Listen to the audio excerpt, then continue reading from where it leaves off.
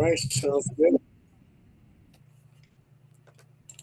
All right, tonight we got Tim Schwartz, and we're going to be talking about his new book, The Persistence of Ghosts. And there's a lot of people who actually participated in this by providing stories or their thoughts about the afterlife and everything else. It's a foreword by Fred Anderson. Contributors are Scott Corellis, Hercules Invictus, Kurt Conasin. I'm probably not pronouncing that right. Connecting. Oh, okay. Thank you, Tim. Thank you. Some guy by the name of Paul Dale Roberts. I've never heard of him. It's probably a pseudonym. Nobody would be named Yeah. Paul Dale Roberts. Yeah, No. yeah. I mean, I don't know who that guy is. Brad Steiger, Lon Strickler, Diane Tessman, Tilly Treadwell, Michael K. Waterman, and Nigel Watson. And that's a lot of people are there. And this book is just really, really fascinating. Tim, what inspired you to write this book? Well, Paul, first of all, thank you very much for having me on tonight. I really appreciate it. And as well, thank you and everyone else who contributed to this book. Everybody's contributions to the persistence of ghosts. It really is what makes this book, I think, such a fantastic read, as well as thought provoking, because it's all leading up to the final sections of the book where I talk about one possibility, at least, on the nature of ghosts and why they act the way that they do. And to go back to your question, Paul, I'm rather well known for writing more about books like Nikola Tesla and conspiracies and UFOs, things like that, and not so much about ghost and paranormal activities, even though I have. My book, Jeff the Talking Mongoose, is a good example. But compared to those other things, I have had more paranormal experiences than anything else. I've only seen one weird light in the sky. Who knows? What that could have been. And but when it comes to unusual, ghostly, paranormal, however you want to call it, I've had a lot more experiences along those lines. So I have always wanted to do a full book just on the ghostly phenomenon. And yeah, and people are familiar with you, like having knowledge about the Philadelphia experiment, like you said, Tesla and everything else. In fact, it with that knowledge, it brought you on to Ancient Aliens, History Channel's Greatest Mysteries, and William Shatner's The Unexplained. So now that you've got this book on ghosts, I mean, it's just a possibility that you might be contacted where they will question your knowledge about ghosts. I mean, like one of the things that people ask me, and I'm a paranormal investigator, well, retired, and they'll say, well, how come Alcatraz and Folsom Prison are haunted? I mean, don't you think that if the inmates were murdered or committed suicide in these prisons, why haven't they moved on? And that's it gets to the persistence of ghosts. It's like how come they don't move on? Okay, my thoughts on it from all the investigations I've been on is that there's some type of energy barrier that kind of confines them, and they had that choice of going into the light. And I did get an EVP in one of my investigations where I asked the ghost, "Why don't you go into the light?" And I got an EVP that says, "I will be judged." And that makes sense. Okay, so if I commit a bunch of sins and I die and there's that light, I might be afraid to go into the light because I'm going to be judged. I'm going to be sent to hell. Or sometimes unfinished business. So the grandmother dies and her granddaughter's going to have a baby.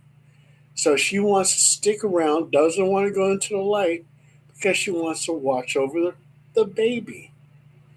I mean, what do you think about that, Tim? I mean, on your thoughts on Well, that? yeah, that's one of the big questions that people have been asking forever. Why does this happen? Um, uh, why do ghosts hang around when it seems to be fairly obvious that it's a much better experience to move on rather than to hang around and be miserable. And that's one of the issues that we tackle in this book. And you have to remember also, Paul, that the hypotheses that I present in this book are that they're hypotheses. I've taken some criticism already about this book from people who don't like the ideas that not just me, but everybody else has their own ideas that then kind of get filtered down to the end of the book. But you have to remember that when it comes to paranormal phenomena, it is there's a lot going on, and we have a tendency to try to narrow it down into one or two things. All right. It's just ghosts. It's just demons. It's just interdimensional visitors. All right. People love that black and white, where it can only be one thing or the other. All right. And when it comes to ghostly phenomena, I think, as well as a lot of others, certain cryptid phenomena, UFOs, things like that, there's a whole lot of different things going on. It's pretty much like discovering that birds exist and then saying every other animal on the planet is a bird. And I think that's the way it is with paranormal phenomena, ghosts, and the like. There are a lot of things that may look the same, kind of act the same, but could be something completely different. So you have to take that into mind as we continue with this show and discuss what I think could be why ghosts persist, and like the question that you asked, Paul, why don't they just move on? Well, maybe because what we are seeing and experiencing as ghosts don't move on. They're not supposed to move on. They are supposed to stay here on Earth. Interesting. I want to get Zandine's and Steve's opinion on that. Why do you think that ghosts uh, hang around after they're dead? Steve, you want to start? I really don't have any idea. How's that for being profound? Yeah, I really Yes. don't. I think that uh, some of these things may be it may be we're not dealing with discarnates or actual souls that have died. There might be something else going on in some cases. I wonder about the residual hauntings. What circumstances will cause a residual haunting? Is it possible that a residual haunting, if people keep paying attention to it and focusing attention on it, can they seem to become independent and maybe converse with people, and they're not actually the disembodied soul at all? I just wondered if you believe that a residual haunting could ever become somewhat interactive. I I don't think so. Tim, what do you think? Well, again, what what would constitute a residual haunting? Because it seems to me that a lot of ghostly phenomena, with the exception of, say, the deathbed visits or crisis apparitions. That's the term that I was looking for. Where somebody gets a visit from, say, like their father who's been sick in the hospital, and the father says, "Well, I just died. Bye." I think that's a little different. Than ghosts and hauntings, and as Steve mentioned, the residual hauntings. It and again, back to my original statements, is that we possibly are seeing a number of different kinds of paranormal phenomena that we're interpreting as just one or two different things. All right. So, did you want to bring Zandine in and ask Yeah, his yeah, opinion? yeah. Zandine. I love talking with Zandine, so let's hear it. Yeah, yeah. Zandine, let's go. Yeah, Tim. First of all, my favorite, my hero, man. I look up to you, all the things you do and stuff. And you come in here and you let the young whippersnappers just talk, but you got so much knowledge, and I'm gonna get it from you.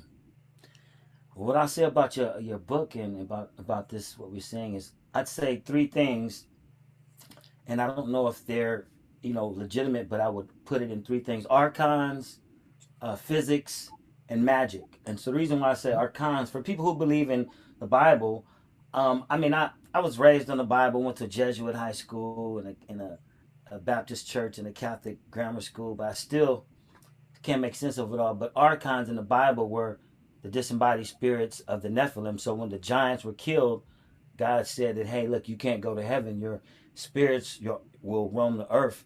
Those were some archons that I first was, hip to. Then the physics part of it, physics, matter is neither created or destroyed, changes from one form to another. There's that axiom. And then I say about the magic part or supernatural is because maybe the supernatural magical realm or parallel dimension things we don't understand, that's still out there because, like, just recently when they talked about quantum computers solving some of these problems that would take 8 billion people 30 years to solve, and they could solve it in like 30 minutes or even 3 minutes. Where they're getting that power from is alternate dimensions and realities. So they're getting the strength from that. So if that's a real thing too, that blows it open for me. So I'd say that there's a lot of reasons, but I would put it into those three categories: either disembodied spirits for some people, physics. For some scientists, there's some physical aspect to it, and then the magical aspect we don't understand, or could be science too. So that's Yeah, my 2 cents. no, and you brought up some good points there, Paranormal Soul Brother, because Thank you. I'm like you. I mean, I think that that our reality is one of many that are. And I heard a physicist recently, talking about this kind of possibility, that just imagine our reality is a blanket spread out flat on the floor, and that other realities are laying down on top of us, in a pile, all the way up and all the way down, and Yeah, like yeah, we're someplace, in between all of those, yeah. you know.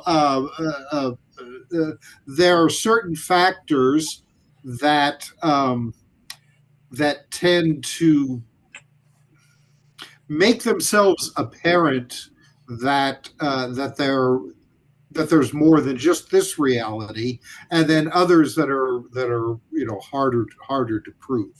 Yeah. And I think that there is a possibility, and this is something that my friend Paul Eno wrote about quite a bit with his experience with ghosts and poltergeists, is that there are probably, he called them parasites, that Mm. can enter our world from theirs and feed off of us. And to me, that makes a lot of sense. I mean, I always thought it seemed kind of silly that we think that we're the top of the food chain, you know. And it could be also because we throw these words around really easy: other dimensions, other realities, different planes of vibrational states, those sort of things. We're just tacking names onto something that we really have no idea what's going on. But again, I am inclined to think that at least there are other parts. Okay, if you're not going to take that leap of faith and say that, well, there are other, higher planes of reality that exist alongside us of our own, I will at least say that this reality contains things that we cannot see or perceive under normal circumstances. All right.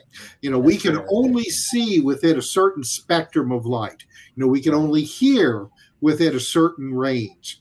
Our brains can only, they're only made to work in the three-dimensional reality. Anything that we can't hear or see or experience with our brains, to us, doesn't exist. But is that true? If we could see beyond the light range that we normally do, would we see a world filled with horrifying things that would drive us crazy? Maybe that's why our brains aren't made to perceive these different realities.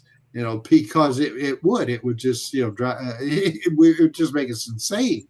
Some people have suggested that certain kinds of hallucinogenics may give you a glimpse of these other realities, but still you have that barrier in your brain that prevents you from going too far, or else the machine elves will lock you away in a box and throw away the key. Hey, Tim, Tim, when you said about uh, Zandine yeah, and Steve, and Tim. While Tim was talking, a movie came in my head. I cannot think of the title of it, but the movie freaked me out because it was this lady who was really scared. She lived in this haunted house, and she would open this one door in the middle of the night, and she would see this old woman dusting off the couch, sweeping, and then she would just fade away. Well, this happened like 3 nights in a row. She would see the same thing: the old woman sweeping, dusting off the couch, a residual haunting. 3 times she sees this.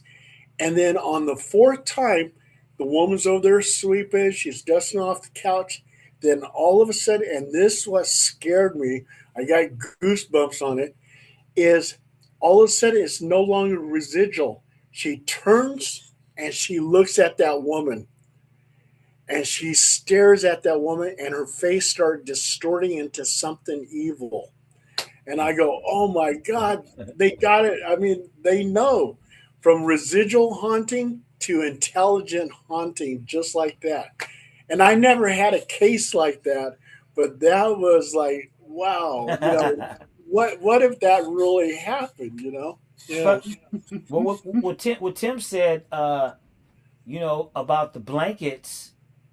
I know that they call that the lakas and the tolas. That's the Indian philosophy, but I learned about that through the declassified documents in the 1950s of supposedly interdimensional beings that came here and said, "Hey, we don't come from a planet, but rather a place." And they said, "Think of your time as blankets stacked on each other." I remember they mentioned something like what you said, and then what you said about the parasites, um, you mentioned something another time when we discussed the gentleman who did the FM radio, Wilhelm Reif or Wilhelm, the guy he discovered Wilhelm Reich. negative.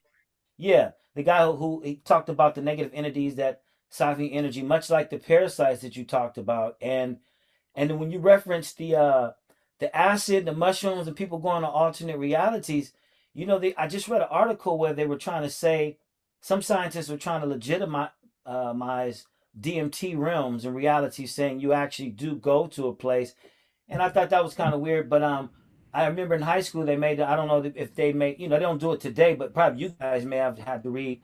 Well, if it was around, Slaughterhouse-Five or Kurt Vonnegut's book on or Ken Kesey's the stuff on them taking going on a trip or whatever. To alternate realities, and they were debating, hey, do you actually go somewhere or not? So yeah, those are all interesting points you brought up that Tim, like I just like they melt my mind. I like go, like.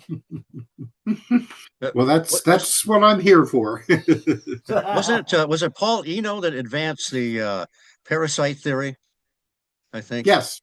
Yeah, that's he. Okay. That's he was, Paul Eno. Okay. Yeah, he was very, very interesting, and he might have part of the mystery. I wonder, about poltergeist phenomena. Some people say it's a young child around the age of puberty or people that are disturbed that cause the disturbances. Others say no, they're discarnate spirits. Is it possible it could be both? Yeah. I address in the persistence of ghosts the poltergeist phenomena quite a bit because it's truly an outlier phenomena when it comes to ghosts and hauntings. It really is, because so much of it resembles a traditional haunting. But then it can escalate to just get so completely wild that you don't know what the hell is going on. Right. Jeff the Talking Mongoose. I mean, I still debate whether or not that was an actual poltergeist phenomena. But it's a good example if you look at how something can start. With with that case, it started out with knocks on the wall, the residents of the home hearing animal noises, and then it turned into something that talked and did all kinds of different things. About the only thing it didn't do really was to make itself seen, which can happen with a lot of poltergeists. But I mean, it starts from what seems to be like a really low level type of entity, almost like a residual haunting that we were talking about, to something that has really an extreme consciousness that is extremely independent.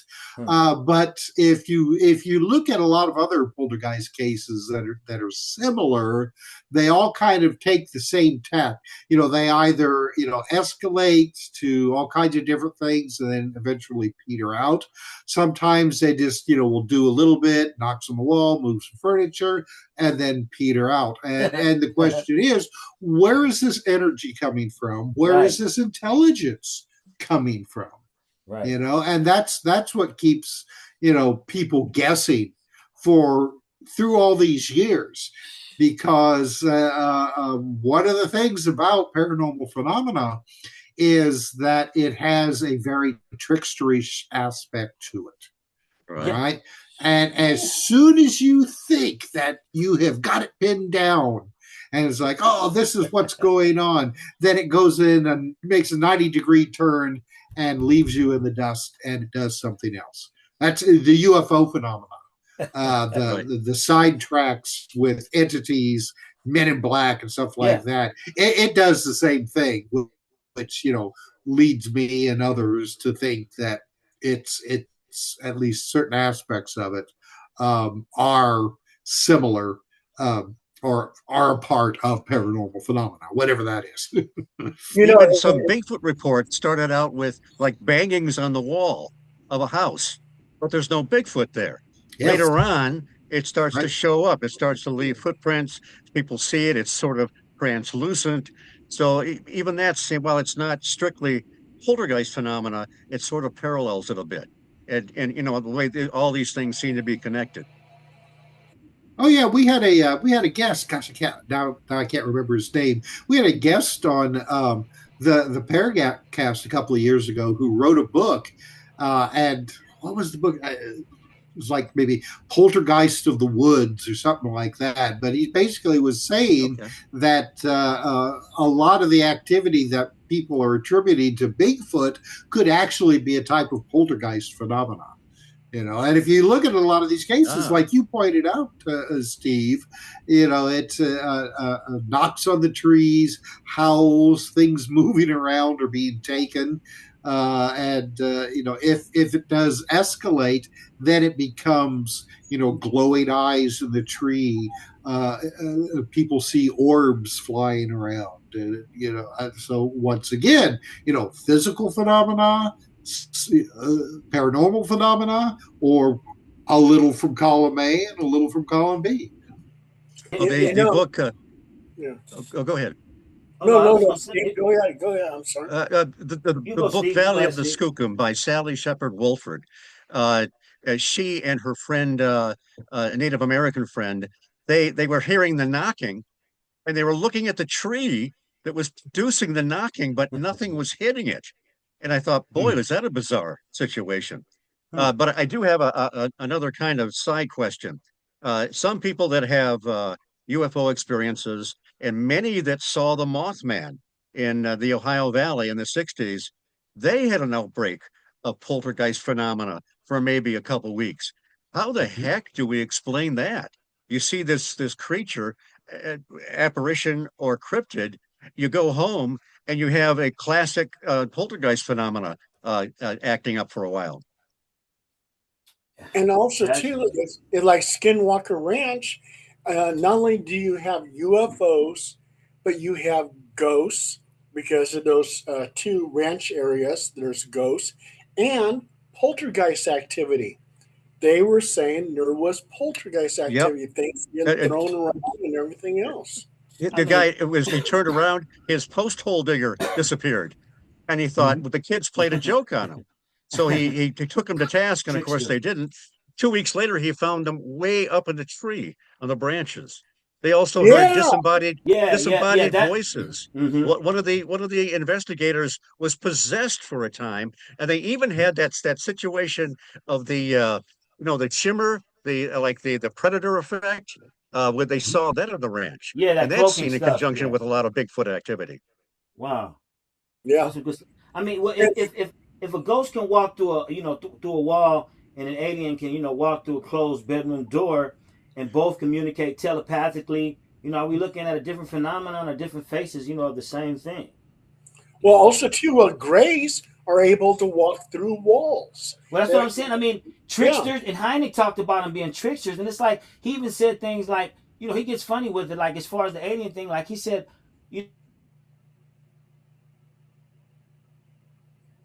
slogans like train a rookie packs, take me to say the same things, do they have like a script, and then like what Steve, what Tim said, a lot of it is a bizarre puzzle. Like you don't know what the heck it is. Some of the stuff it's a bizarre riddle, in most cases. So it's like Close Encounters of the most awkward kind, of Close Encounters of the funniest kind, of weirdest kind, whatever. You could make all kind of parodies off of it because it's so. I mean, the one guy, a kid was riding in the car, and I guess he saw the alien next to him, and it looked like it was like a rainbow man, and so it's like, if that was today, that'd be right on TikTok. They put the Rainbow Man, and it makes some money off whatever. But it's just crazy. You don't know.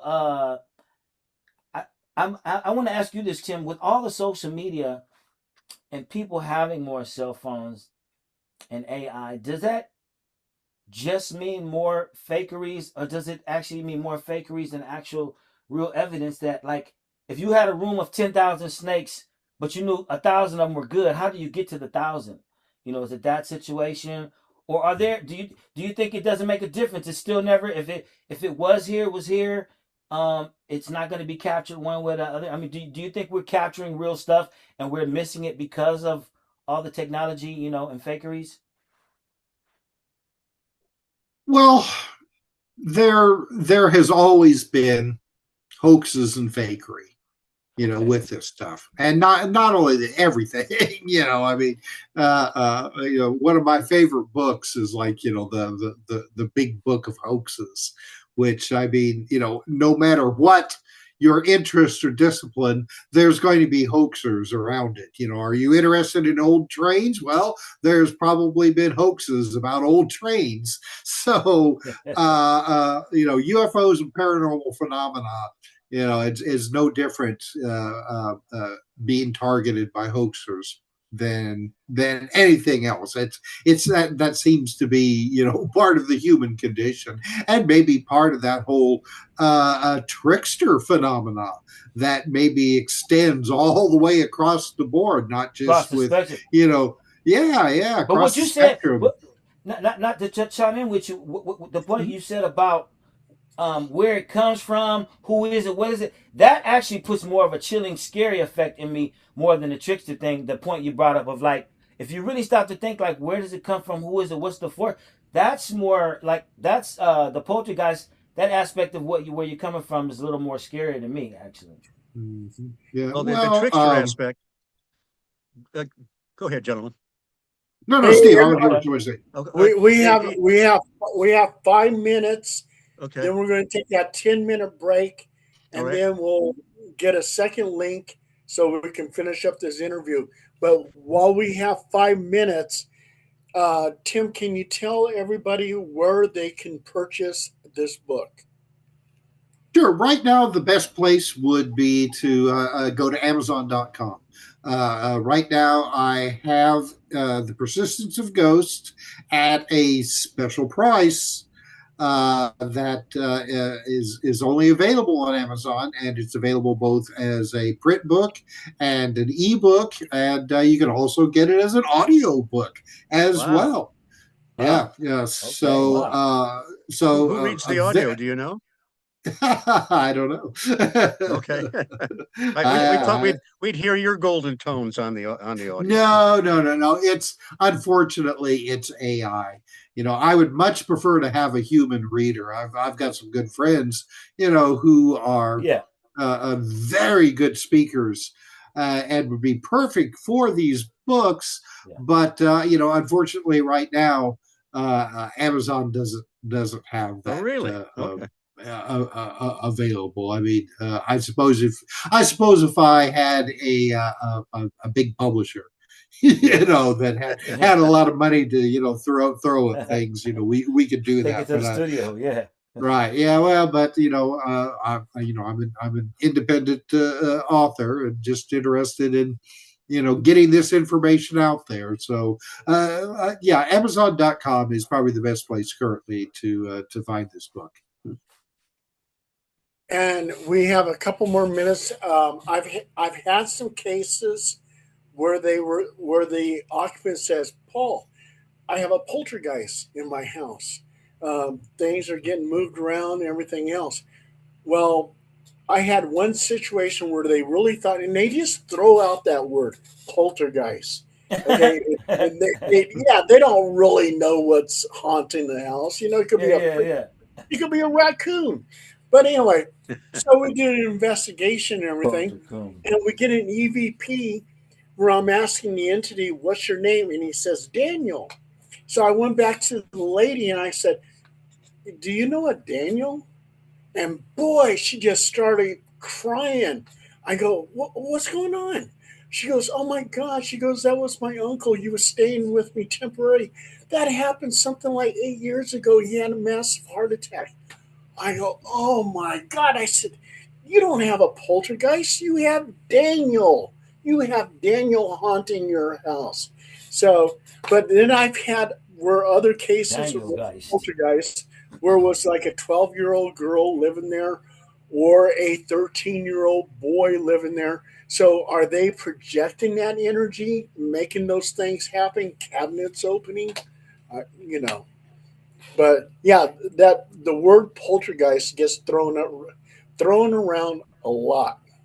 Tell Daniel to keep his hands to himself. That's right.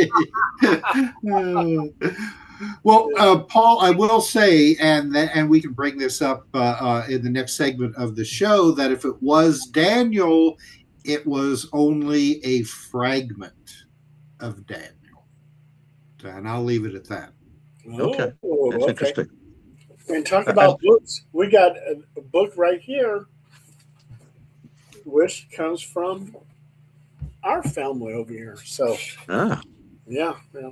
when we come back, I'd like to give a couple examples of the trickster. Yeah, And please Oh, do that. Yeah, that's a good absolutely, one, Steve. yes, yes. The trickster. I mean, oh yeah, and also too, we could talk about tulpas. Ah, yes. Yes, tulpas. Those are very interesting. Okay, we Yep. got 1 minute and 18 seconds. everybody look at Anyone, the UFO in the background. It was a flipper I found anybody in the have any phone. good jokes? Oh, yeah. Paul, Don't get abducted. what's the title of that book that you just showed us? This one? Oh, okay. Yes. Fire Sun. All right, and where can we find that? This is sold on Lulu. Sometimes some of the books go on Amazon. She, Interesting. she has some in Amazon, lots in Lulu. Yeah. And me, now I sell mine through Google Books on their ebooks. I've been selling my ebooks for $4. So, say, did your friend in was it France buy a copy of it yet? Yeah, that was weird. That was weird. Yeah, no checks in the mail yet, So say you start giving them a discount. but I was getting some checks, and I was like, "What?" So that's kind of crazy. Okay, Hey, hello. At some point in time today in this conversation, we talked about Jeff the Talking Mongoose, and I Right. have that book. I have that book, but the only thing is, I loaned it out to one of my paranormal investigators. I was looking in the shelf for it so I can display it, and the investigator, I got to remember who I gave it to, didn't return it back to me. Now I'm mad. Well, Phil, buy another one and get Tim some bus money. I know.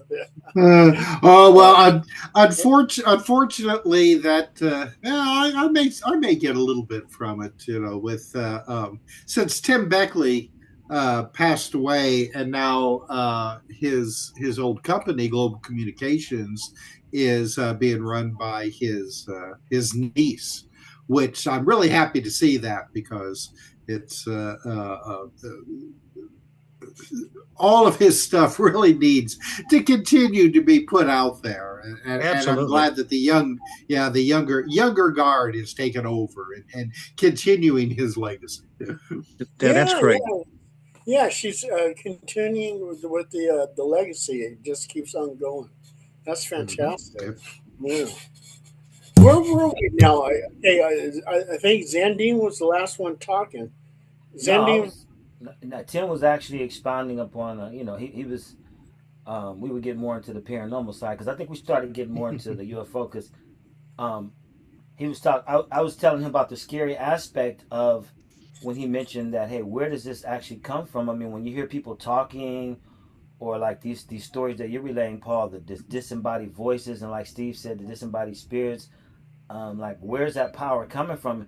You know, if that's not God, and it's not the devil, it's not whatever these things we've been classifying, because like Steve said, what do we really know? You know, I mean, we could have been hoodwinked. All this is like just for our little, 40-hour work week life. You know, what about the real stuff? You know, we probably don't even know anything. It's just our little conspiracies. But since we're within that, um, where does that power come from? You know, I'm wondering.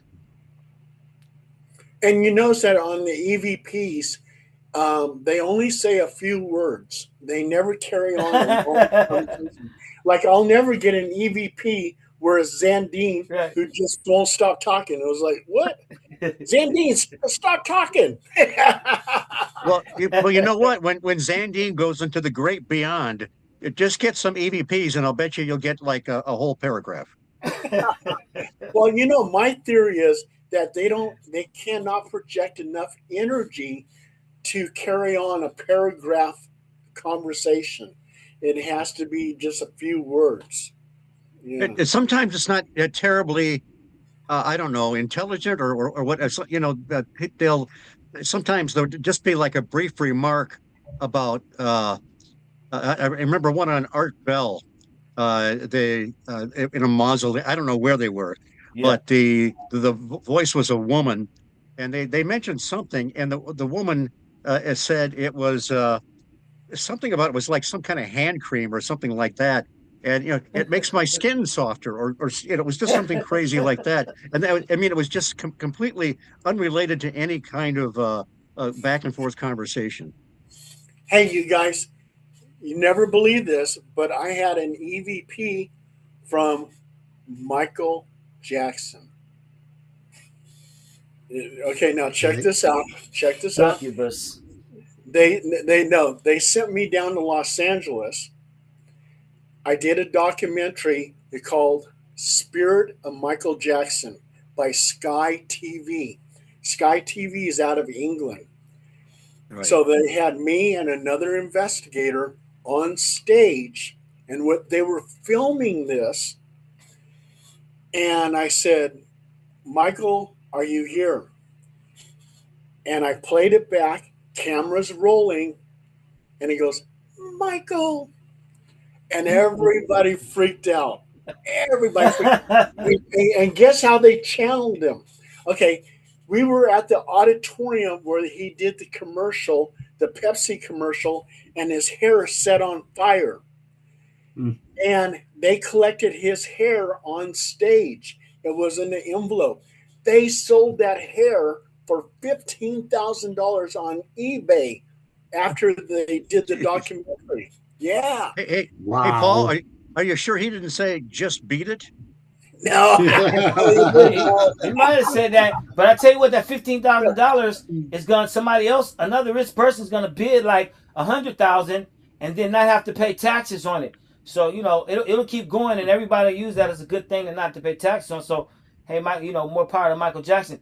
Tim, I was going to ask you, do you remember that dude that was saying that backwards speech was the truth to the world? Like, he was people were trying to kill him. Everything. Yeah. What did you think about the backwards speech? Because unlike what Paul said, that random, voices pertaining to nothing, that backwards speech, when you turn it over, whatever English was said will be pertaining to whatever you were talking about, forward.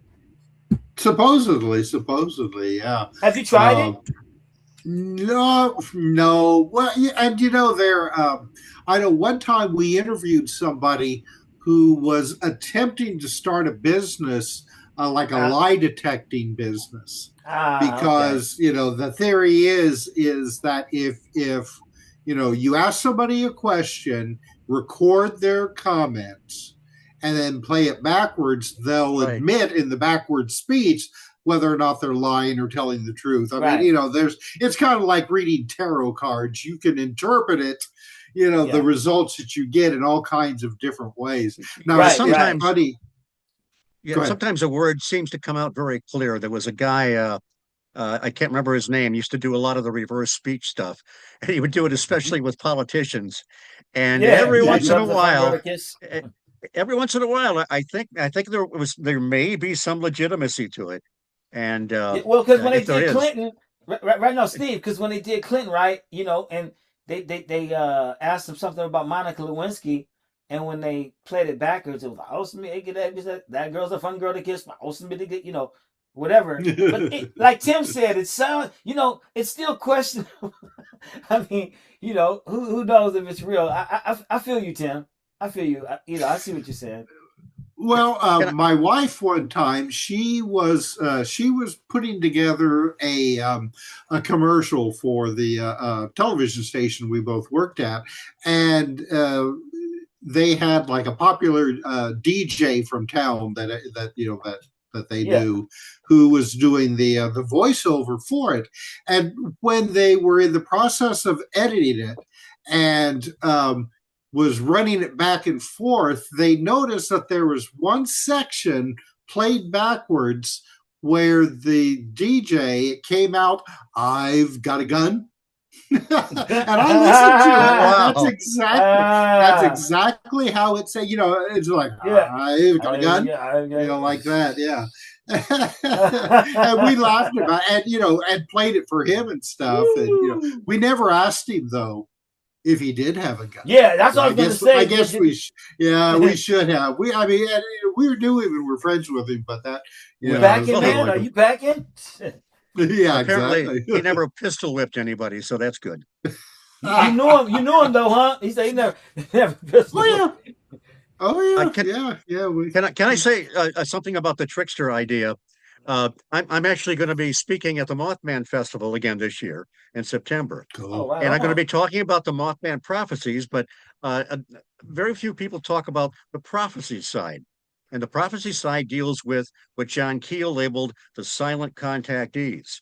And the silent contactees were individuals that were in contact with some kind of a discarnate entity that they probably thought was a space brother or whatever. They would get information, they would channel information, and Wow. some of it was dead on accurate. They would get predictions that would come true, like plane crashes, and then some of it was utter crap. Just like the deception when the Silver Bridge collapsed on December 15th. John Keel and a lot of people were misdirected that there was going to be some kind of a tragedy on the Ohio River, but they were talking about some nonsense about an EM effect. It was complete deception. And I'm also going to be talking about a book by Joe Fisher, which I recommend to everybody. It's called The Siren Call of the Hungry Ghosts. It was originally called Hungry Ghosts, and he got involved in Toronto with a medium, and there was a group of people there, and this carnate named Russell was supposed to have been a sheep farmer back in the 1800s. He was kind of corralling all these entities in, and he got all this information about like World War II pilots in England, and this woman he was supposed to be connected with for very many generations from Greece. And so he got all this information. He was going to prove that this is real, this is true. He goes to England, he goes to Greece, and finds out that some of it is true, and people could not know, and a lot of it, most of it, was nonsense, was deception. And anyway, I think if Joe Fisher had read John Keel's book, The Eighth Tower, he may not have pursued this. But he came to a tragic end. He told his doctor that when he published that book, I thought he had, he was having a rough time. I thought he overcame all this, but he told his doctor, he said the spirits were still after him. They were angry that he published their secrets in the book, and he ended up committing suicide. He Well, jumped that's like off the John cliff. D.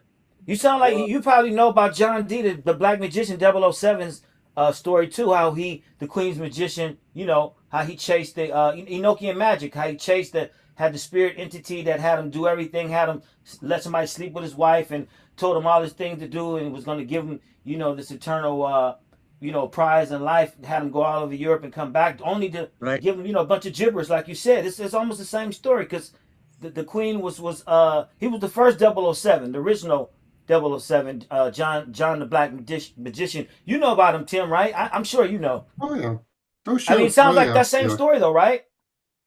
Well, you see it all over the place. I mean, the story that you just told, Steve. I mean, um, uh, it's the perfect template for other people who have had experiences like that, where they get drawn in to this. It's almost like a cult, an invisible cult, maybe that you get led along by whatever intelligence is taking place here. You're given prophecies, predictions, promises that, and as John Keel pointed out, I mean, they'll come true. And just when they've got you to the point where you're making an absolute fool of yourself by talking to the press and saying, this is going to happen, the spirits have told me, you're left high and dry. You know what a great example of that is? It's Charles Lawhead, a professor from the University of Michigan in the 50s. He and some people were in contact with a medium that supposedly was in contact with the Space Brothers. They got predictions that were coming true. He was buying it hook, line, and sinker like John Keel did, like Joe Fisher did.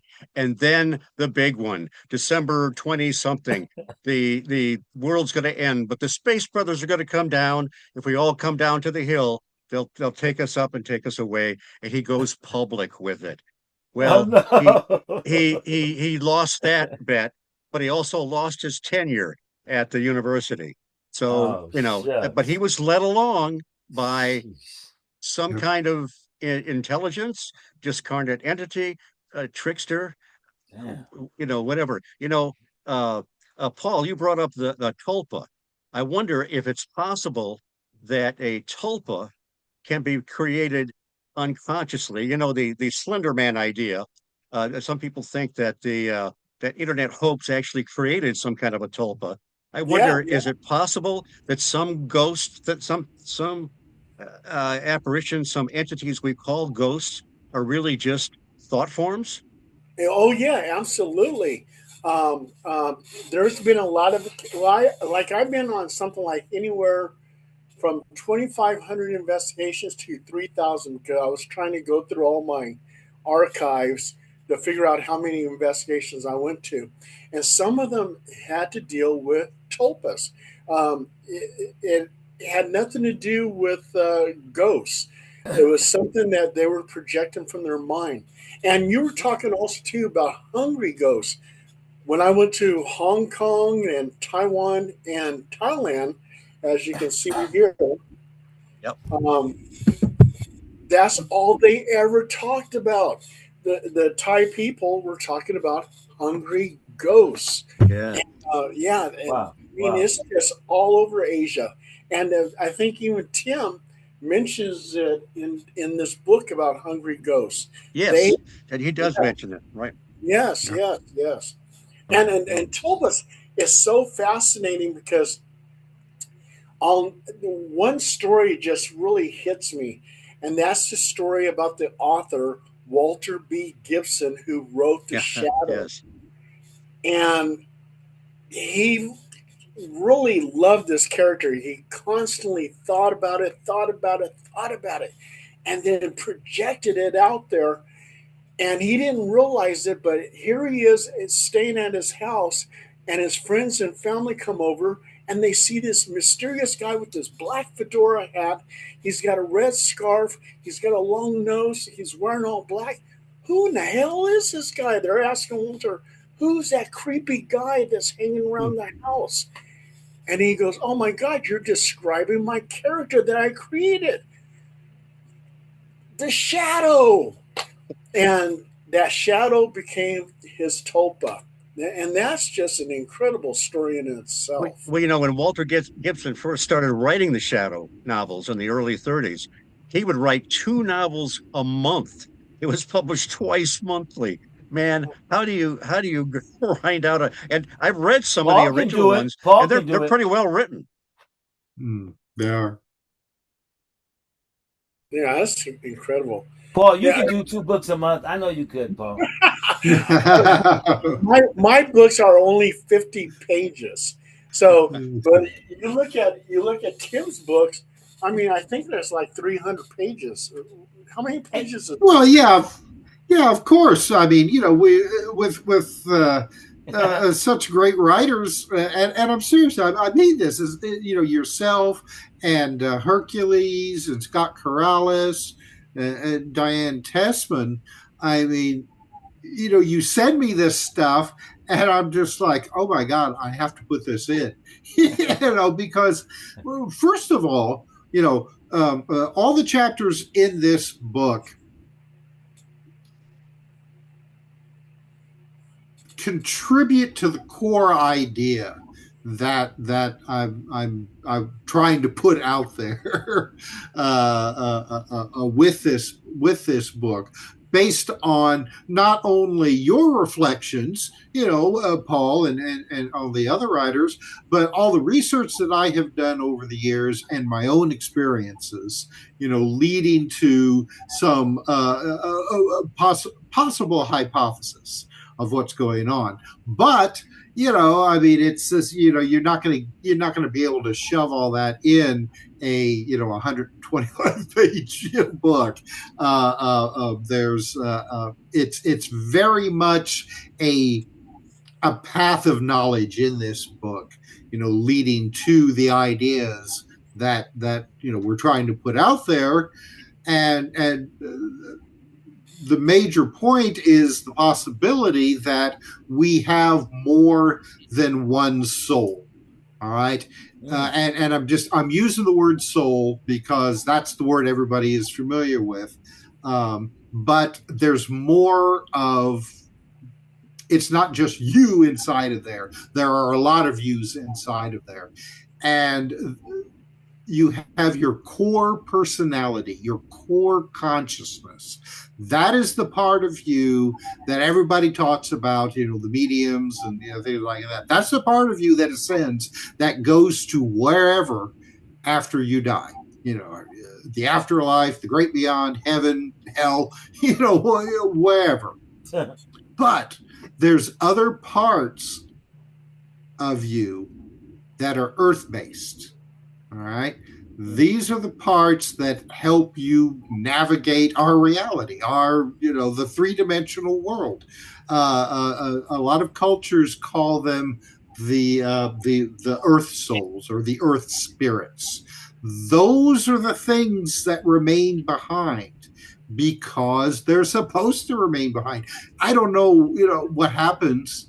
There's the possibility, I think, that maybe that energy eventually gets recycled and becomes somebody else's, energy, or some other thing's life energy.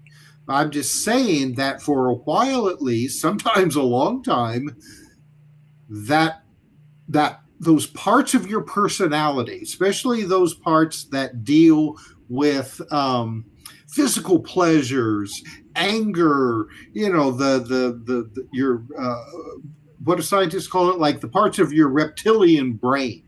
All right.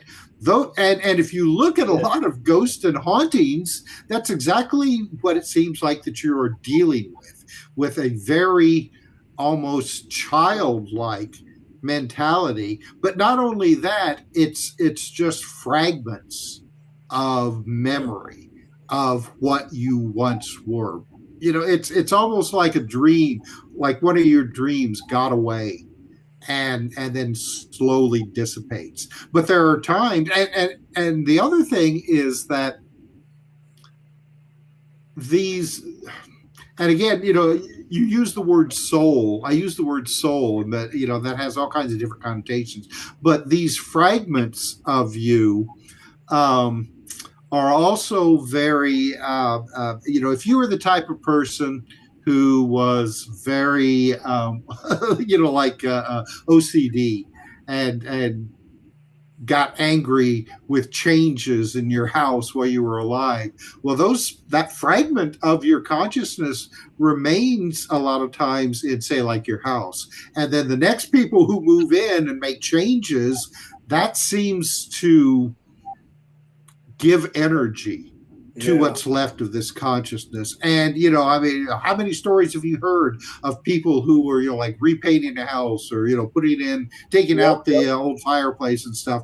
And, the hauntings and ghostly activity starts, Right. because it's those fragments that are left over from you that won't, it can't ascend to the great beyond. It's meant to stay here on earth, but for some reason they haunt. Not everybody, not everything haunts, but I think the ones, it'd be interesting to do a study on the type of personalities of people that have been recorded as possibly being responsible for haunting a house.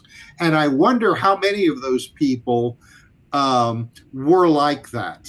I mean, just strict disciplinarians, maybe hyper focused on sex, or things like that.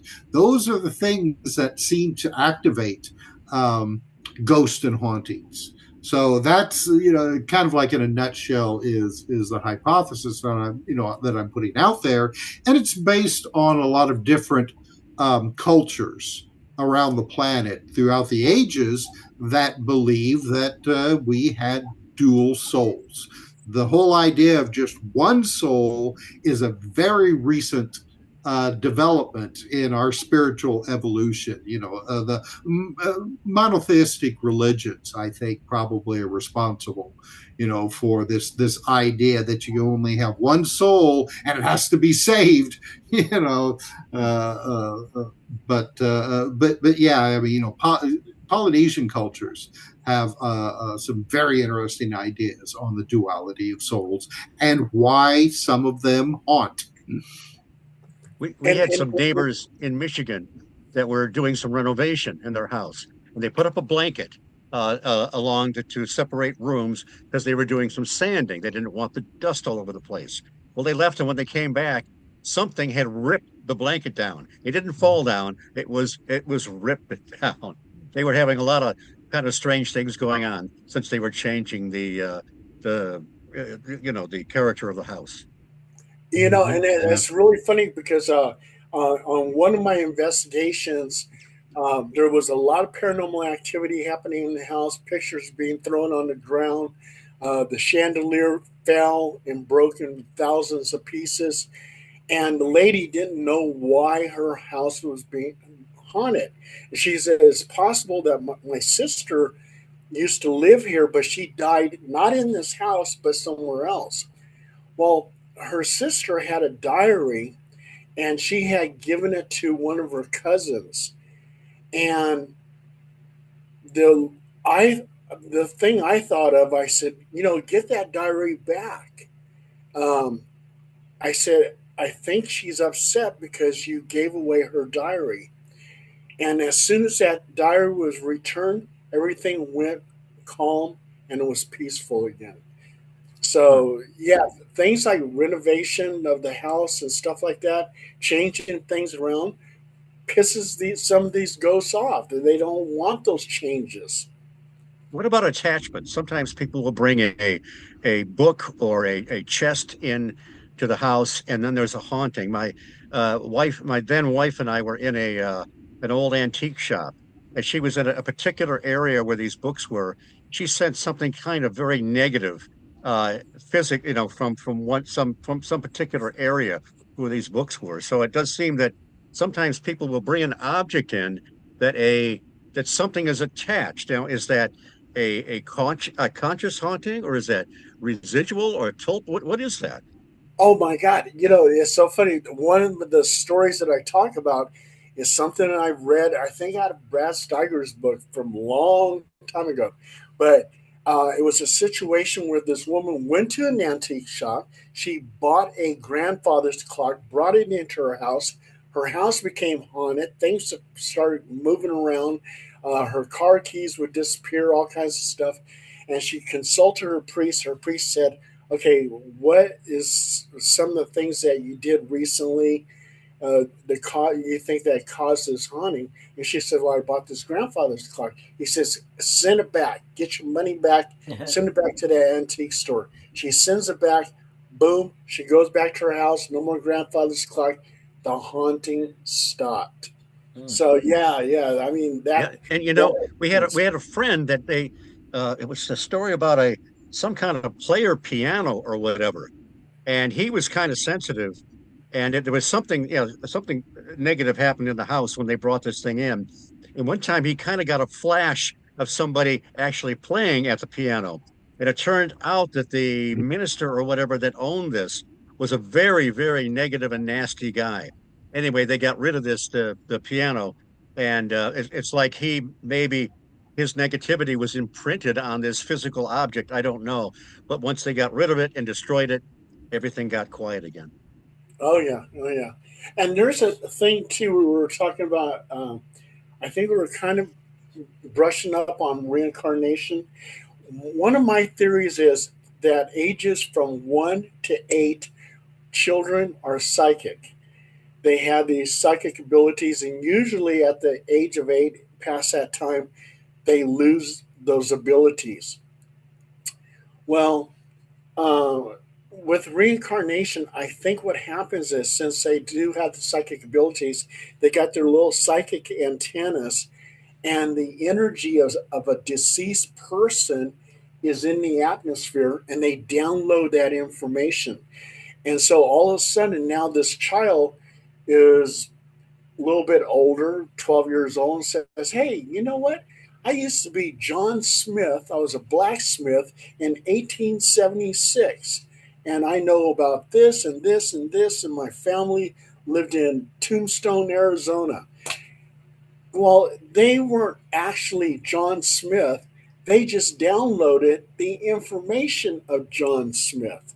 Right. And that's why they are able to relate that information.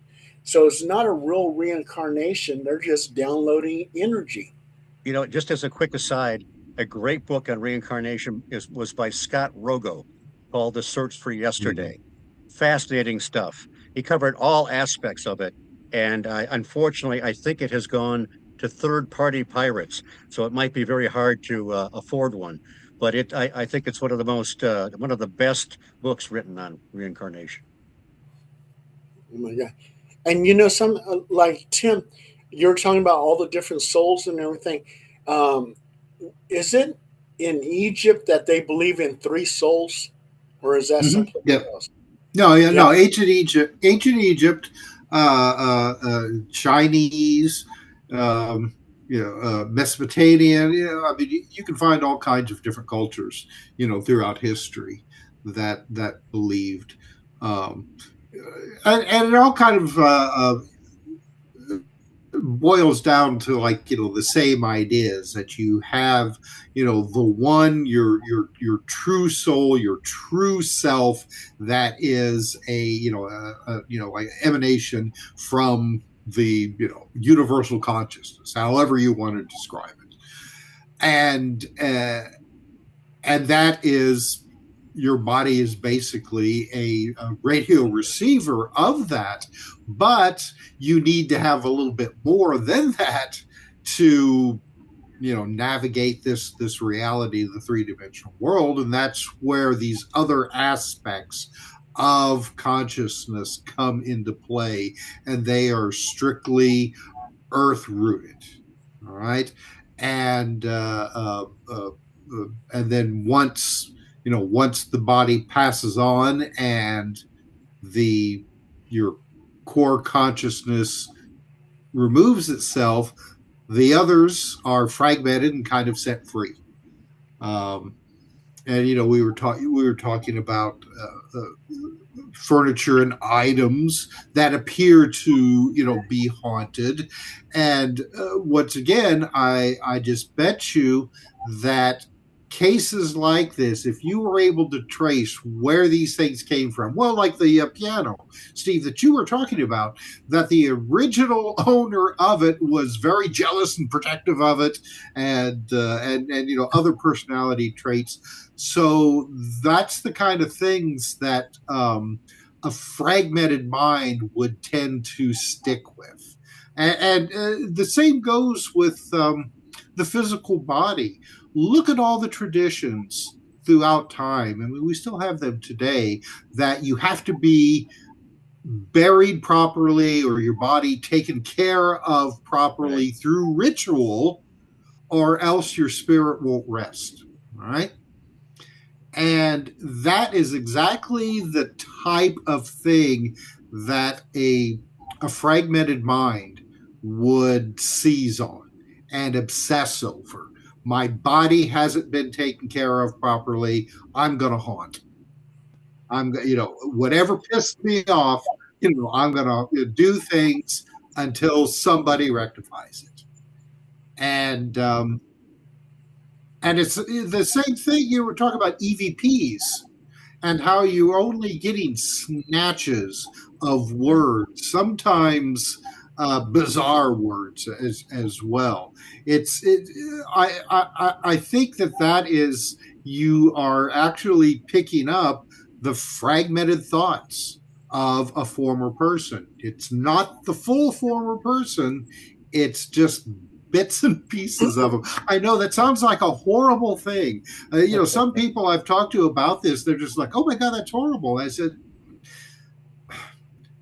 "It's just the way it is. It's just, that is the price you pay for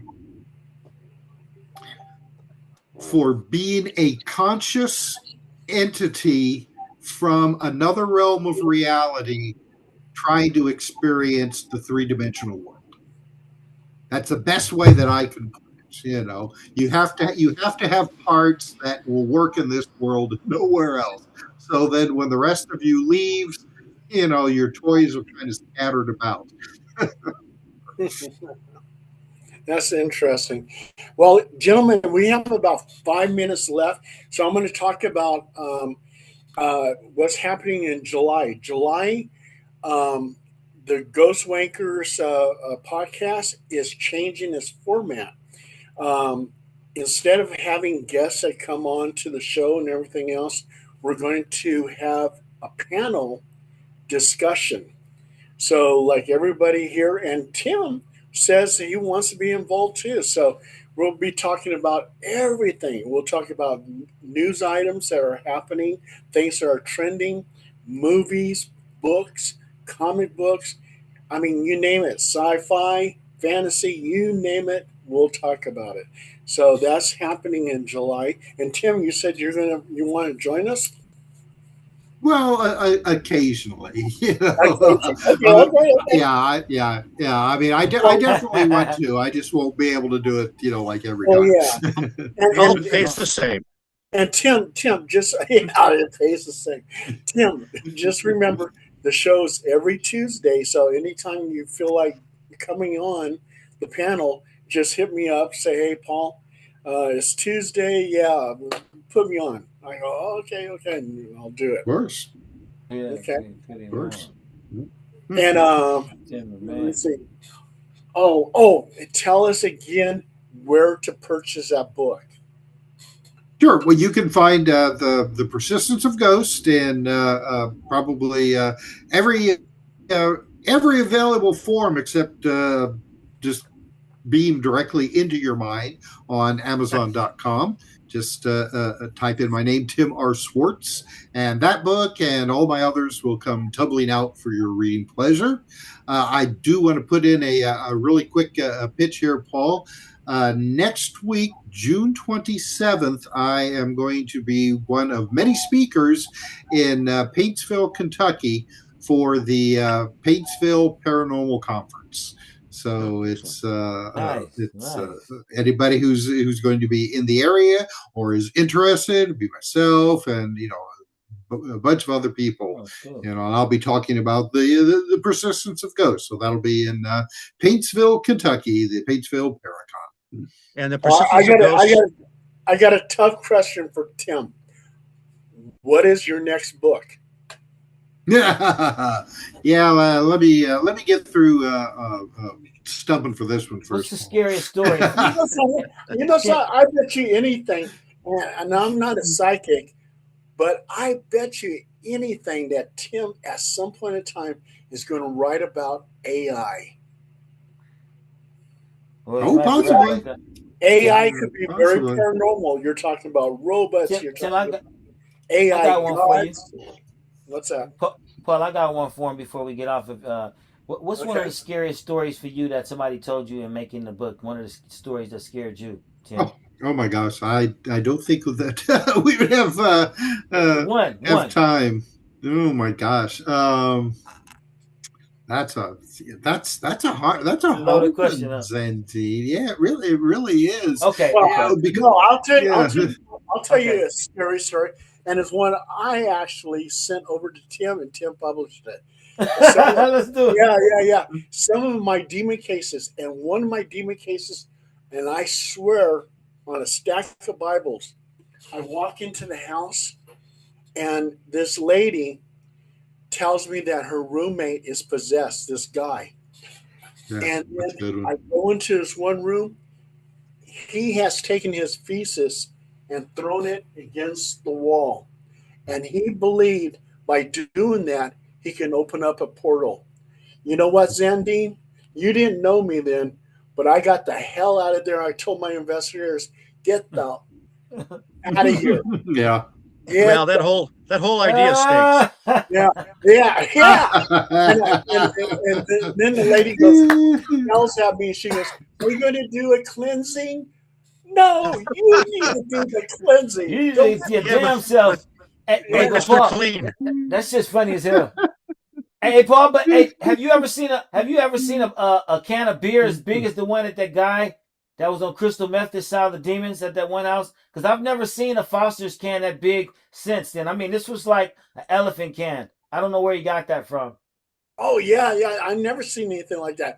But Zandine's been on one of my crazy demon hunts, which I mentioned in the book, and that was demon hunt was over in Pleasanton, and you know that one, Zandine. Yeah, You know, and that was. and I'm not going to talk about it because it's Yeah, in the book. It's yeah. in the it's a book. very, very good book, by the way. I've got a good ways into it. I'm reading about 2 dozen books at the same time, so I haven't finished it yet. But it's No, very, That's the Tim. way very I do it. worthwhile. No, Tim. And